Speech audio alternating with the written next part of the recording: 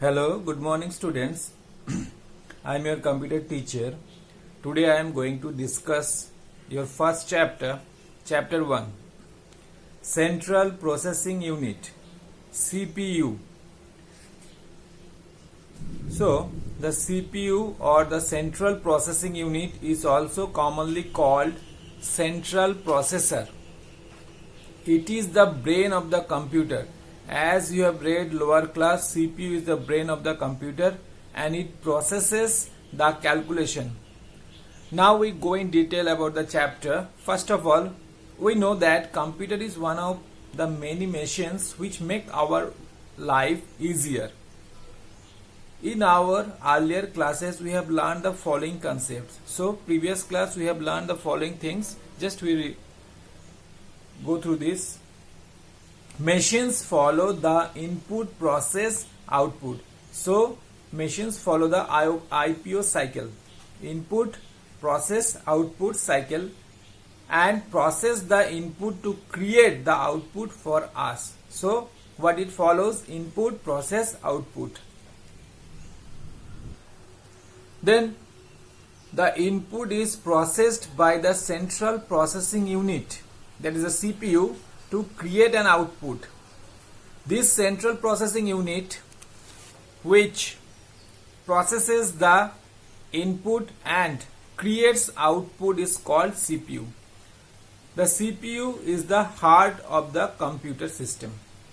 We can also say that brain of the computer because it executes all the tasks, instruction we give the computer. So what task and instruction we give in the computer, it is processed by the CPU. That's why it is called brain of the computer. Like we have our brain system, so CPU is called the brain of the computer. Now, whenever we work on computer, we need to have some set of programs. So what is program? A program is a set of instruction. It is nothing but only the set of instruction which takes the input that the user gives to the computer through an input device and process it. So suppose we want to add two numbers, or we want to subtract two numbers, we want to multiply two numbers, or we want to divide two numbers. So the set of instruction given through a program, so that that particular work performed by the computer correctly. So if I given the add instruction, so it will add these 2, 3 or more values. So based on the instruction it will work. So the set of instruction is known as program. The program then processes the input and sends the output to the user through an output device. So you know we have input device through which we keyboard, mouse, and we have processing device, that is CPU, and what is processed, how would we see? We see through the output device. For example, very common output device is monitor, and to take the printout we will use the printer as the output device. These are the common input and output device. The CPU executes the set of instruction or programs. The CPU stores the data, instruction, and also help all the parts of the computer to function properly. So CPU also helps all the parts of the computer to function properly. That is the main important thing. All the peripheral devices are working properly or not. Just like how our brain signals other parts of our body, so how our brain controls our other parts of the body to function properly.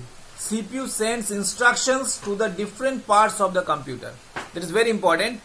CPU sends instruction to the different parts of the computer. Now, next thing is that CPU architecture. The different parts of the CPU are jointly called CPU architecture. Different parts of the CPU are jointly called CPU architecture. For example, what are the examples given? IBM's system or the 360 architecture, Intel's architecture. The technology of the CPU determines the speed of the computer. speed of the computer, and this technology changes from time to time.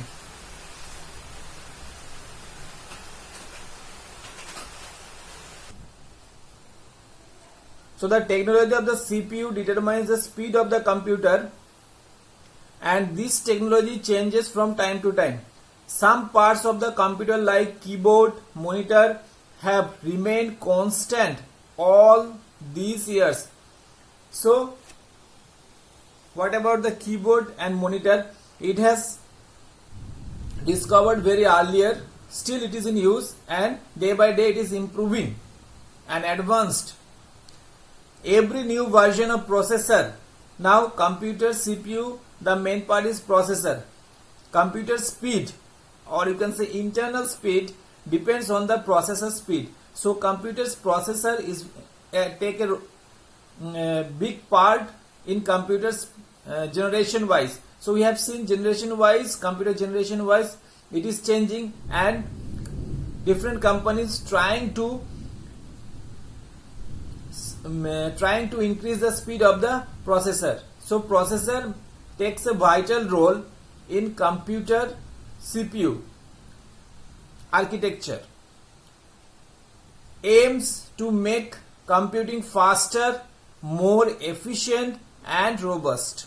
That is the main important thing. So processor plays a vital role here. Now this part is very important, components of CPU. As we know that central processing unit or CPU consists of three major components. First of all, the memory unit, the storage unit. The memory unit or the storage unit. Second is control unit, and third is arithmetic unit and the logic unit. These three are the components of CPU. These are the major important part. Let us discuss about first memory unit. So this memory that resides inside the CPU is the temporary storage area. Means we can store things. Temporary storage area. Please keep remember it. It's a temporary storage area. This holds the data to process. Whatever data we send for processing, the data is holding here. So it holds the data to process. The input to the computer instruction we give with the input, and the result after processing is done and all stored in this temporary memory. So everything is stored this temporary memory. Please keep remember it. It's a temporary memory. The information need for the processing is stored in a processor. As we said, processor. The information is used by the control unit. So this particular information what is stored in the temporary memory is used by the control unit. There are some specific registers. For storing flag, counter and stacks.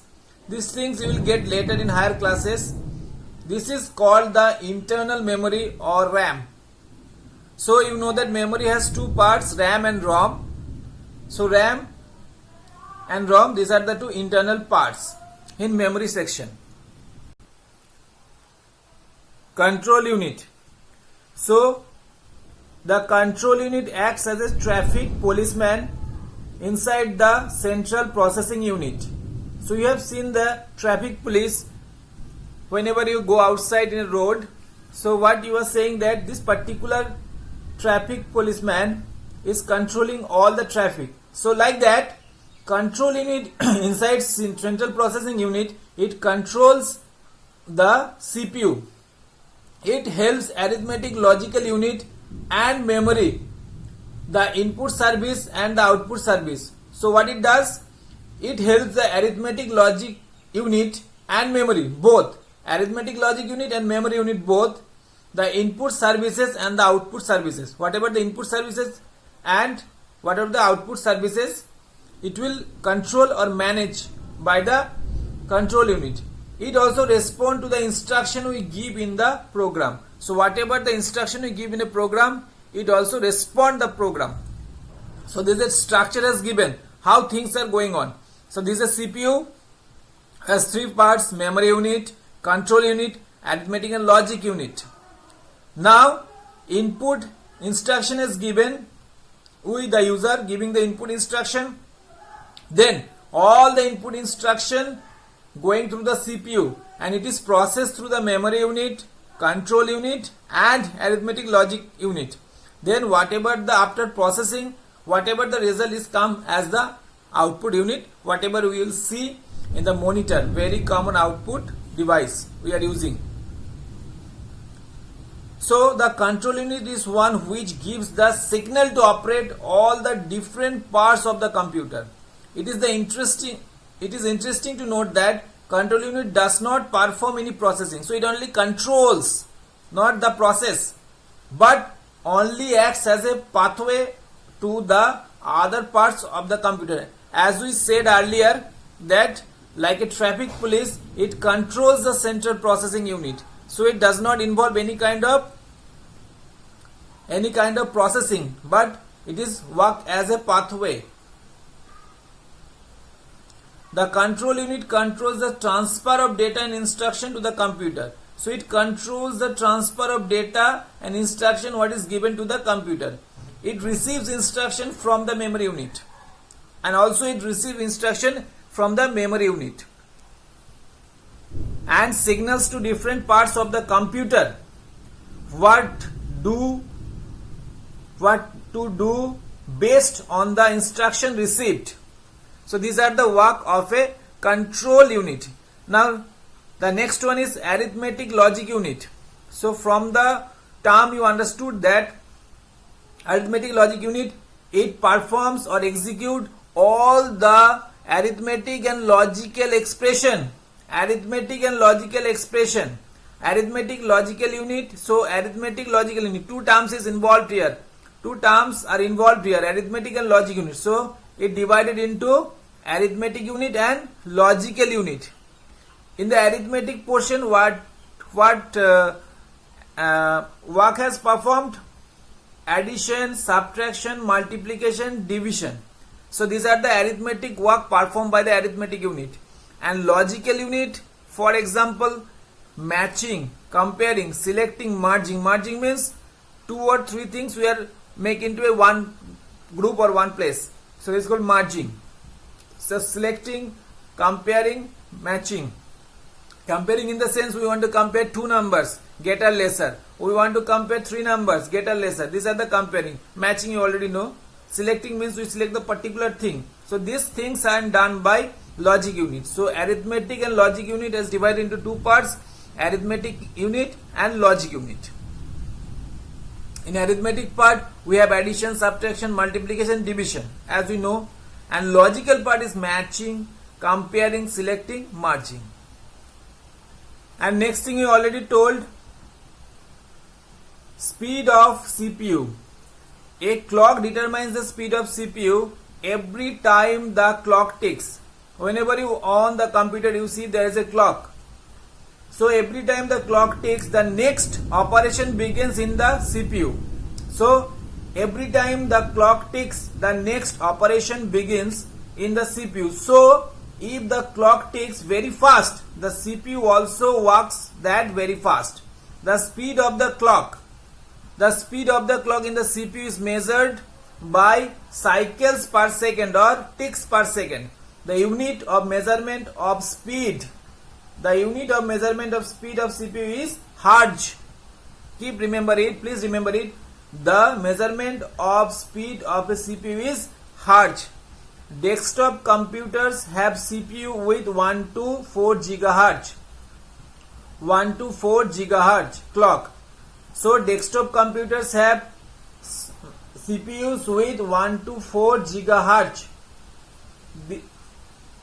It is this CPU speed that has increased a lot over the year. So it is the internal speed of the CPU. Internal speed of the you can say speed of the processor also. So you by the following thing you can get a good point that when we buy a computer we must bear in mind the type of processor and the speed at which it operates. So whenever you go to purchase a computer or whenever you see a computer, we can check that what is the processor of the computer, and what is the speed of the processor or the speed of the clock. That is called internal speed of the processor or FSB. So this is the chapter I have explained. I hope you understand these things. Now next we have the summary of the chapter. Please go through the summary of the chapter very well as please go through the summary of the chapter as well as exercise of the chapter and hope this particular video session help you a lot. Thank you very much.